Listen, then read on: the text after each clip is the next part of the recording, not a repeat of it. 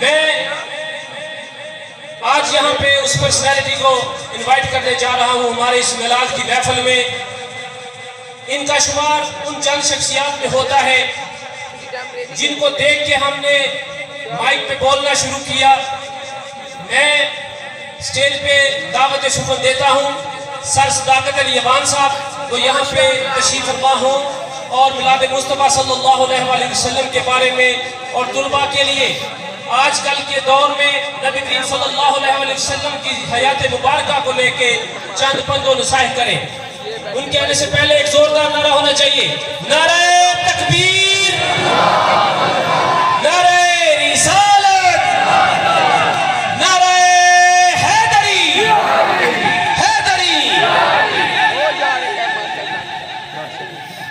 سر صداقت علی افغان صاحب. بسم اللہ الرحمن الرحیم. معزز استاد کرام اور عزیز طالب علم ساتھیوں، اس لیے عزیز طالب علم ساتھیوں کہا ہے کہ تعلیم کا سلسلہ کبھی بھی ختم نہیں ہوتا.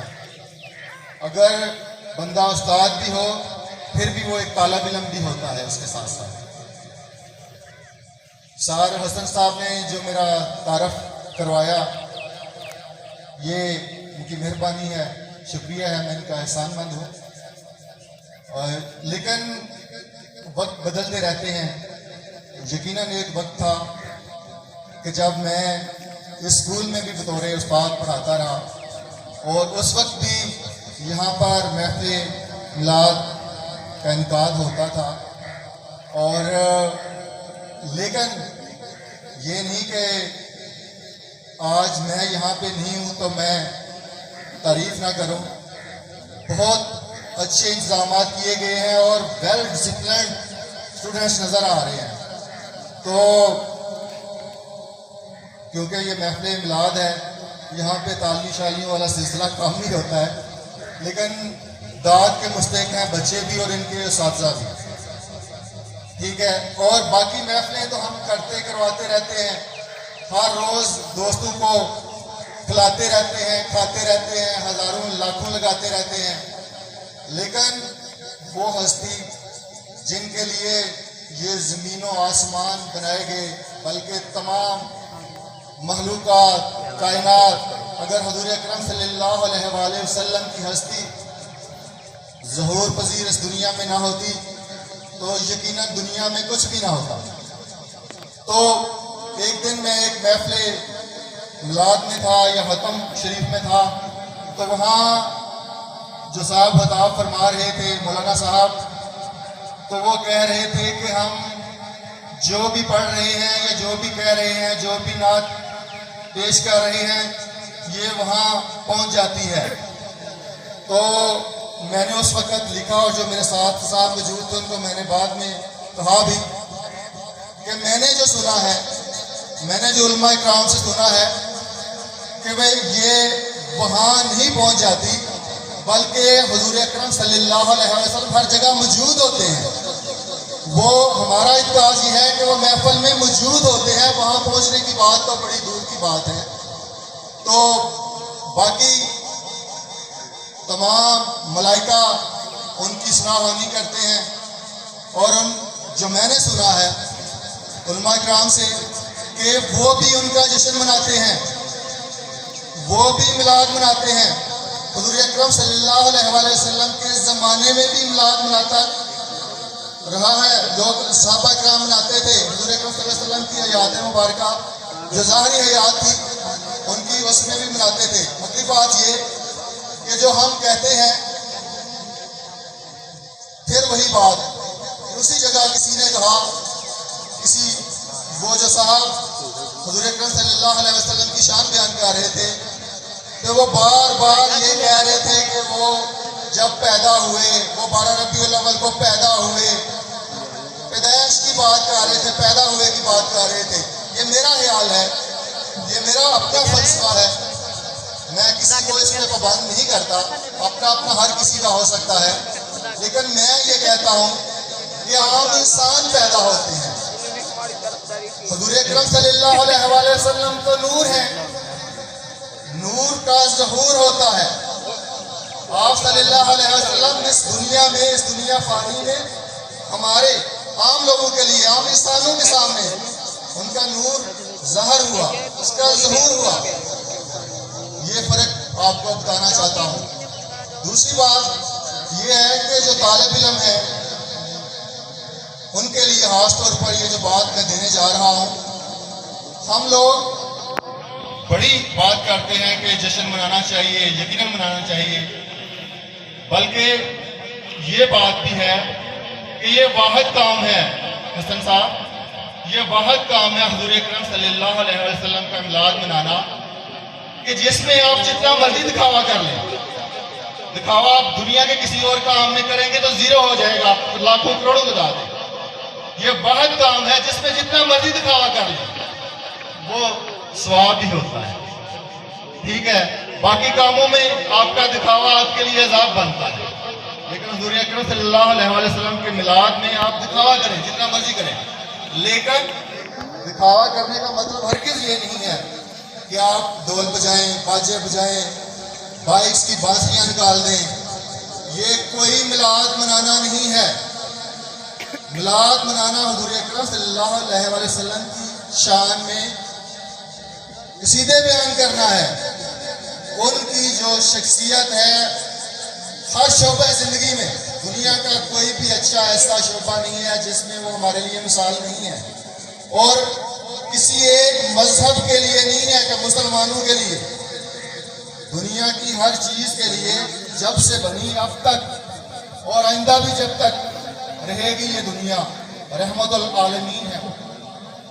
ٹھیک ہے، کسی ایک مذہب کے لیے نہیں کہ مسلمان یہ ٹھیکیدار بن جائے کہ وہ ہمارے لیے ہی ہیں. نہیں، دنیا کے ہر مذہب کے لیے حضور اکرم صلی اللہ علیہ وسلم رحمت العالمین ہے، اور ہر مخلوقات کے لیے. اچھا، کئی باتیں، کئی چیزیں ایسی ہیں. حسن صاحب میں ایک بات دے کے جانا چاہتا ہوں. میں نے تقریباً اپنی 46 سالہ، یعنی آپ 47واں سال جا رہا ہے، یہ 1 سال تقریباً پہلے کی بات ہے کہ نعتیہ مقابلے ہو رہے تھے ساتھ ضلع لیول کے. تو میں بھی وہاں گیا ہوا تھا، مجھے مائک پہ بولنے کا بھی موقع ملا، اور وہاں جا کے ایک چیز کا مجھے پتہ چلا. بڑے بڑے نعت خوانوں کو بھی اس بات کا نہیں پتا، اور وہاں پہ پاکستان لیول کے، یعنی کہ نیشنل لیول کے نعت خوان تھے، انہوں نے یہ بات کہی. کیونکہ ایک صاحب وہاں پہ لڑ رہے تھے کہ جی ہمارا بچہ جو اس نے اتنی اچھی نعت پیش کیا تو یہ اس کی کوئی پوزیشن ہی نہیں آئی، اس کی کیا وجہ ہے. انہوں نے وہاں پہ ایک فرق بیان کیا. اس احتجاج کے بعد جیوری کے سامنے بھی جب وہاں پہ بنی تھی ججز، انہوں نے کہا کہ نعت، آپ کے طالب علم نے نعت پڑھی ہی نہیں، نعت پیش ہی نہیں کی، تو یہ تو ویسے ہی رنگ سے باہر ہو گیا تھا، مقابلے سے باہر ہو گیا تھا، تو اس کو ہم کیا اپوزیشن دیتے. انہوں نے فرق بتایا. نعت جیسے کہ ہم جانتے بھی ہیں کہ وہ نظم ہوتی ہے جس میں اللہ تعالیٰ کی تعریف بیان کی جاتی ہے. نعت وہ نظم ہوتی ہے جس میں حضور اکرم صلی اللہ علیہ وسلم کی شان مبارکہ پیش کی جاتی ہے. اور ایک وہ چیز ہوتی ہے جس کا ہمیں نہیں پتا، ہم اس کو بھی نعت سمجھتے ہیں. نعت وہ ہوتی ہے، وہ استغاثہ ہوتا ہے. استغاثہ وہ ہوتا ہے جس میں ہم حضور اکرم صلی اللہ علیہ وسلم کو یا بلا رہے ہوتے ہیں کہ آئے، ہم آپ کی محفل کر رہے ہیں، ہمارے گھر بھی تشریف لائیں، یا ہم ان سے کچھ مانگ رہے ہوتے ہیں. جو ہمیں ہمارے مانگنے کے یا ان کو بلانے کے جو کلمات ہوتے ہیں، الفاظ ہوتے ہیں، اشعار ہوتے ہیں، وہ استغاثہ ہوتا ہے، وہ نعت نہیں ہوتی. نعت وہ ہوتی ہے جس میں ہم حضور اکرم صلی اللہ علیہ وسلم کی شان صرف بیان کرتے ہیں، جس میں ہم اپنے لیے کچھ مانگ رہے ہوتے ہیں. وہ کیا ہوتا ہے؟ استغاثہ ہوتا ہے. اب پوری دنیا کے جو سمندر ہیں، دریا ہیں، پانی ہے، درخت ہیں، ان کی جو کلمے بن جائیں اور سمندروں کا جو پانی ہے وہ سیاہی بن جائے، اور تمام کی تمام مخلوقات لکھنا بھی اگر شروع کر دیں تو پھر بھی ہم حضور اکرم صلی اللہ علیہ وسلم کی شان کو بیان نہیں کر پاتے. اور میں بھی شاید میں عالم نہیں ہوں، میرے پاس کوئی بہت بڑے بڑے حوالے نہیں ہیں، لیکن شاید میری کوئی بات آپ کے دل پر اتر جائے یا آپ اس کو سیکھ جائیں اور آنے والے وقت میں میلاد کو اچھے طریقے سے منانا سیکھیں. ٹھیک ہے. اچھا دوسری بات یہ ہے کہ بہت زیادہ ہم میں سے لوگ ایسے ہوتے ہیں کہ جو مانگتے سب کچھ ہے کہ حضور اکرم صلی اللہ علیہ وسلم کی بدولت ہی سب کچھ ہے, لیکن اپنے بعض کا بات نہیں کر رہا, اور بعض اپنے گھروں میں کو ہم اپنا دوست مہمان آ جائے تو وہاں پہ طرح طرح کے لنگر, راشن, کھانے, ڈشز ہوتی ہیں, لیکن جب میلاد کا معاملہ ہوتا ہے تو بہت زیادہ لوگ کہتے ہیں اس میں یہ کر لیتے ہیں, وہ کر لیتے ہیں, یہ نہ کر لیں, وہ نہ کر لیں. جب بھی کوشش کریں, جب بھی آپ اس طرح کا جو کام کرتے ہیں اس کو اچھے طریقے سے کریں. ضروری نہیں کہ بہت زیادہ کریں, تھوڑا کریں لیکن کوالٹی کا کریں. کوانٹٹی بے شک تھوڑی ہو لیکن کوالٹی اس میں ہو. تو میں بات سر لمبی ہو جائے گی میری, کیونکہ نعت خوان کافی زیادہ ہیں بچے. ایک جاتے جاتے اعلان کروں گا ساتھ کہ میں یہ سارا کچھ دیکھ کے, کیونکہ میں کافی سالوں کے بعد سپر اسکول کے کسی فنکشن میں آیا ہوں. تو چند دن پہلے میرے اسکول میں گورنمنٹ پرائمری اسکول سوندے میں سر شمشیر برک صاحب گئے تھے, تو وہاں پہ انہوں نے ایک بات کو میں نے یوٹیوب کی نظر بھی کی ویڈیو, انہوں نے میرے بارے میں کہا کہ یہ سوشل ورکر بھی ہیں. تو میں سوشل ورکر تو جو ہوں لیکن میں یہی کہتا ہوں کہ میں نبی اکرم صلی اللہ علیہ وسلم کا ایک نوکر ہوں, اور ان کی یہ محفل ہے, ان کے لیے یہ محفل سجائی گئی ہے. تو میں سر بہت بڑا اعلان تو نہیں کرتا, لیکن میں اسکول مینجمنٹ کو 10,000 روپیہ دوں گا.